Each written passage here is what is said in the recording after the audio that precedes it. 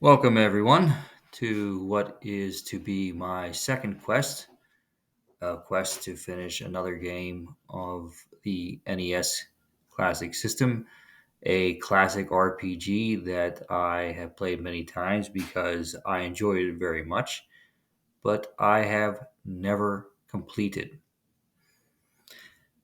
Some of you may guess what that is as you see the scenes play out on the screen, but in case you haven't, it is Crystalis.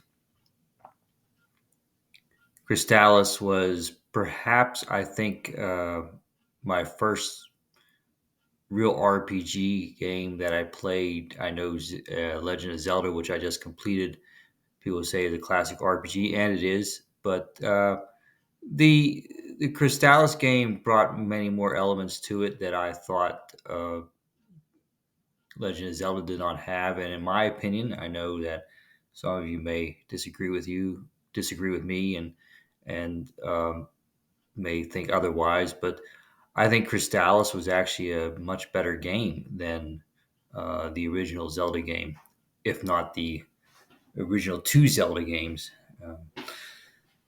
So right here, you can see that they're going to ask for my name, and if I'm unable to find what the character's name is, I will, of course, will always put my name in.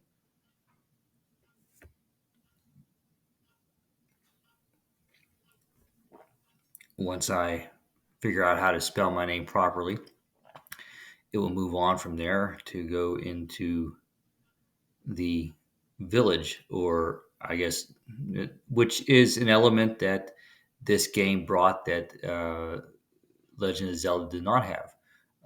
It brought about, for me anyway, it was the first experience I had of visiting villages and towns and talking to people.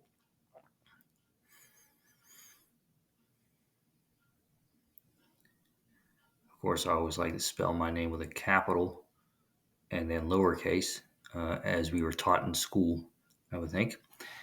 All right, so let's move on from here. Yes, still trying to figure out the controls because this is an emulation after all. Okay, and here I come out of this machine that has created the being that is supposed to be the savior to the world. Um, and yes, you start with a bang out of the wall, and this guy jumps up, and makes him look like a fish. Then he runs off, and you follow him right into the village. Now, what I learned from these games is that you should try to talk to everybody in the village first before you do anything, even go into the houses. So, anybody on the outside you want to talk with, that's what I learned from this game, and took that lesson to many other games. And so, yes, you meet up with the different villagers. You get a hint about the windmill. There's a house there with no symbol on it. So, much like in Zelda, you talk to an elder, and surprise, surprise, that elder will give you what? What do you think? There you go. He will give you the sword. So you start out with a sword given to you by an elder. Okay. Common theme, I think, with many um, RPGs. So then I will go about my way, explore the village. Like I said, I played this many times before. I know this little rabbit or creature I cannot talk to right now, but later in the game I will be able to talk to. I go into the other houses. There is another old man here, and he will give me some money. And of course, money is important here, just like it was in Zelda, because the money will help you build up your armory and the items you might need. And yeah, there is a lot of grinding that goes on in this game to get the uh, amount of money you need to buy shields and armor. Like right here, we'll go into the tool shop. I don't buy anything right now. I just want to show everybody what there is in here. I just want to check out what's in here at first. And you can see the armor shop. And so it has two items. Then you go into the inn, which is another thing, which I think this is my first experience ever when I played this game with what an inn is supposed to be about, which is where you go to rest up and get back to 100%. Um, Unlike Zelda, you would find a fairy pond, I guess you would call it, and the fairies would spin around, or the hearts would spin around you, and you would get up to 100% again.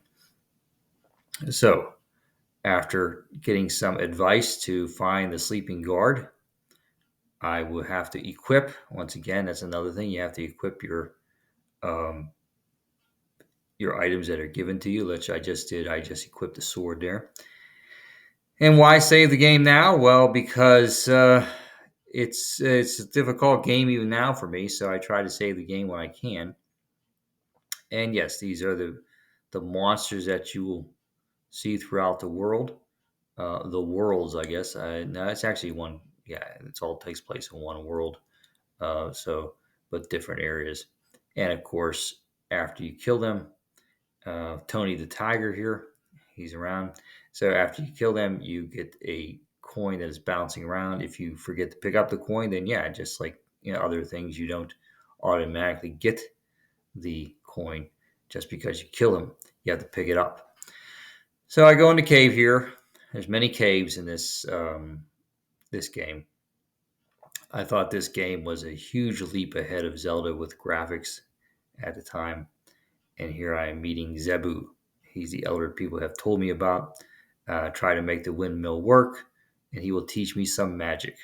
So, yes, it's the first RPG I played that had a magic element to it. I was really not into, at that time, I was really not into RPGs that had more than one character you had to control. So, Zelda was a one character game that I enjoyed playing, and Crystalis is also another one character game I enjoy playing. I I didn't like the fact that you would have to take maybe in some of those like Final Fantasy that you would have to take like 3, 4 characters with you, and also I wasn't really into turn-based battle at that time. This kind of battle here that you see on the screen now is the kind of thing I liked, and that's why I was drawn to this game as well as to Zelda at that time. So there is a lot of exploration, and it's just a fun game. And I hope with this quest, I hope to finally complete the game. I never completed it. I have, like I said before, I have played it many times because even now I enjoy it. It's a very enjoyable game. But yeah, it's a little bit difficult, more difficult than Zelda. Um, Even for me at this time, but I have learned things over the years that I hope will help me get to the end this time. And I hope to document that all here in a series of videos for all of you to watch. These little blob like creatures, they don't give you much money, but here's another cave. And of course, whenever I go into a cave, I approach cautiously. And you can see as I load up ready to shoot my blast from my shield, but I come across a sleeping man who evidently is probably the windmill operator. And I don't know until I actually get through here that there's actually nothing in that cave to worry about. But here's the windmill. And I mean, the graphics here at that time, for that time, are awesome.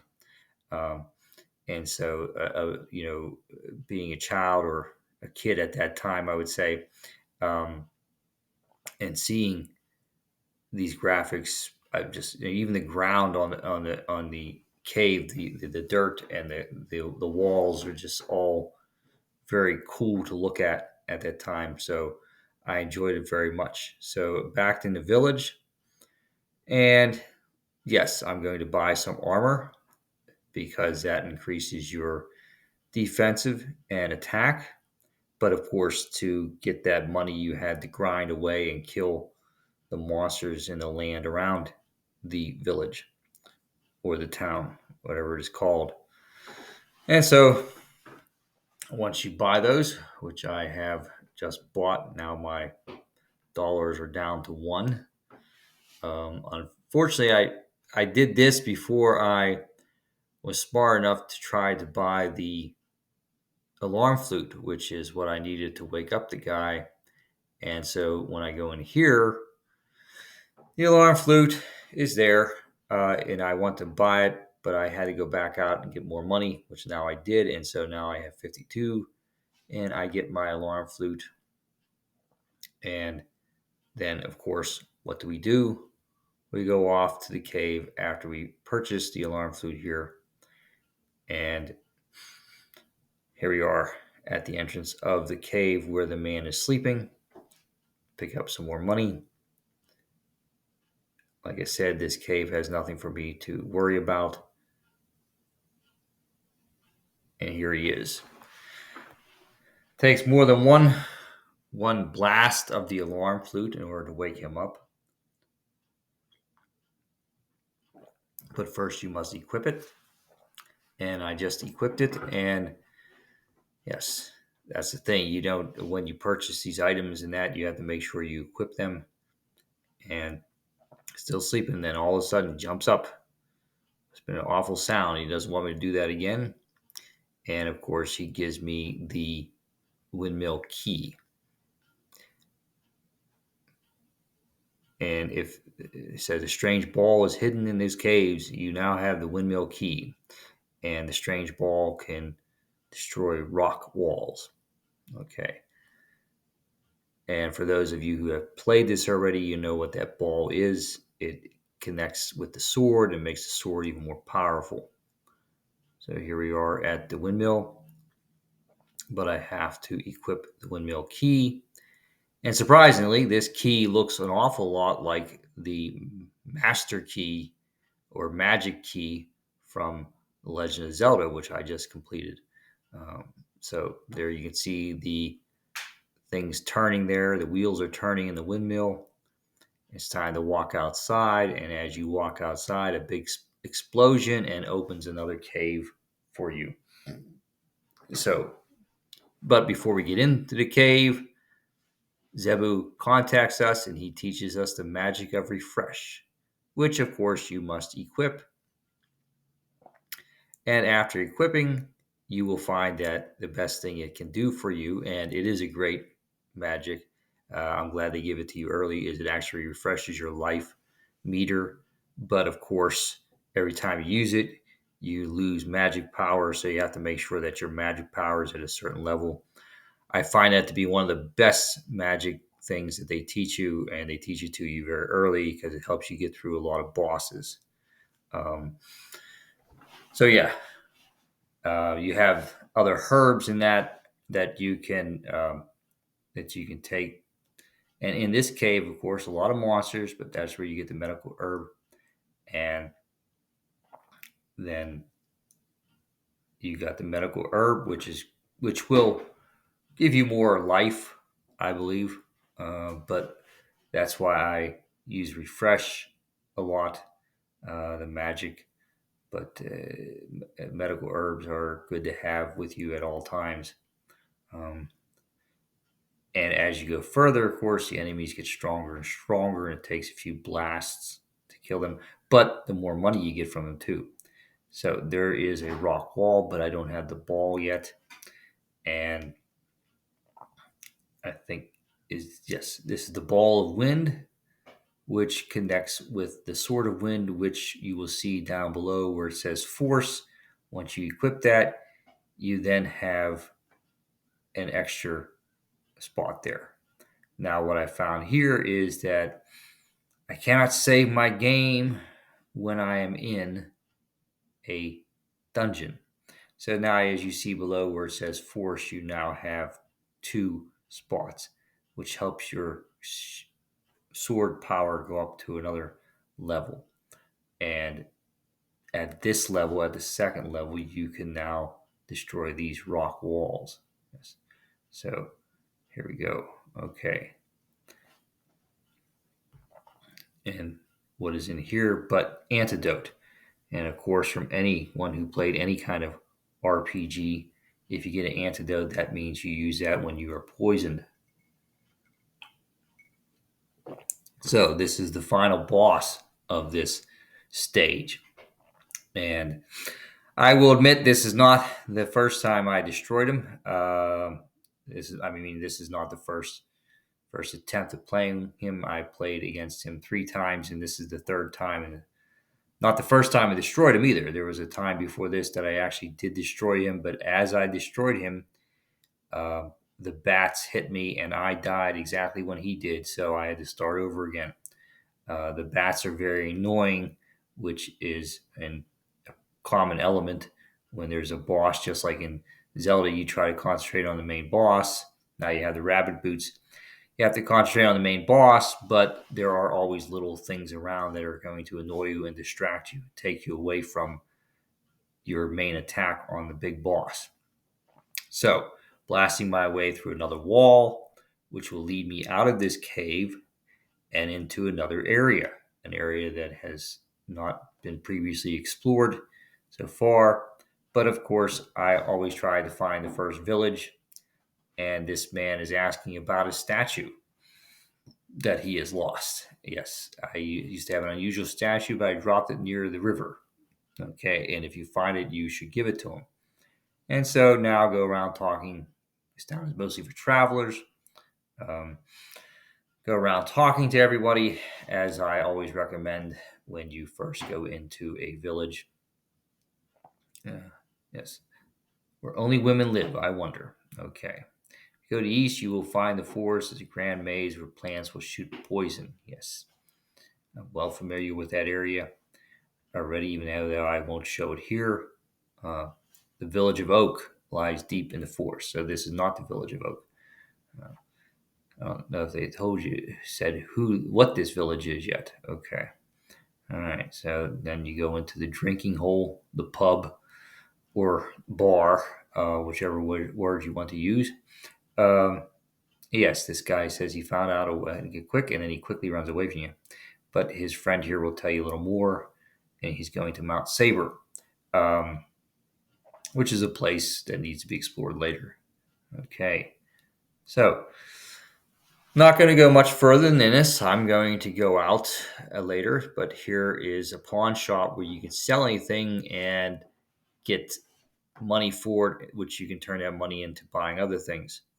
Of course, I always check out the inn, and the cost of this inn is $20, whereas the cost in the last inn was $16 a night.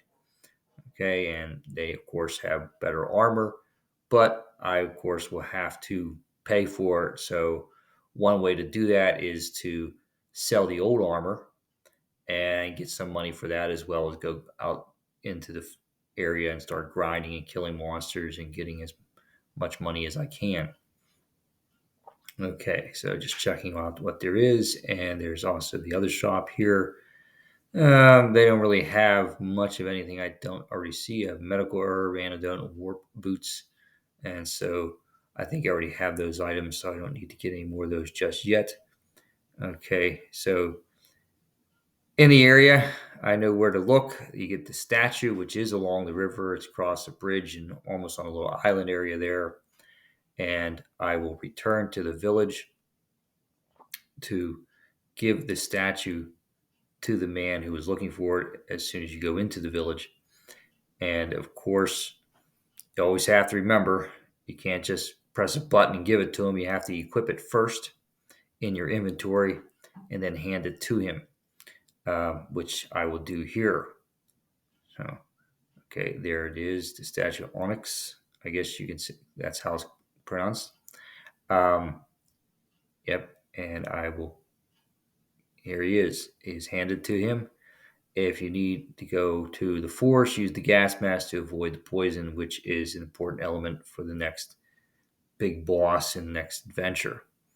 So I will end it there. That's where I'll stop this portion, but I will leave everybody with a little bit of me showing you the killing of monsters, the grinding as I call it, where you have to get as many, kill these monsters so you can, fill your pocketbooks. So as no, it's not just about earning money by killing them. Your magic power and your experience goes up, and therefore, with every level increase, you get more MP, and more life. Your life meter grows. So that's another reason to do that.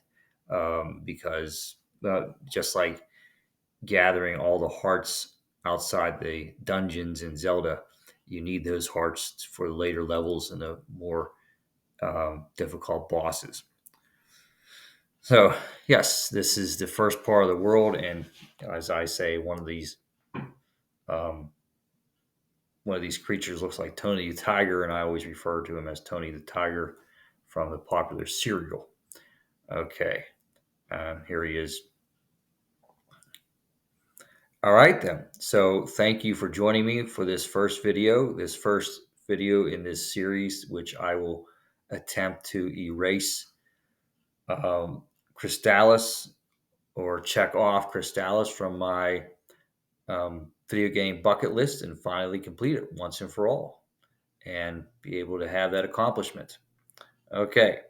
Thank you all for joining, and I hope you will tune in for this series.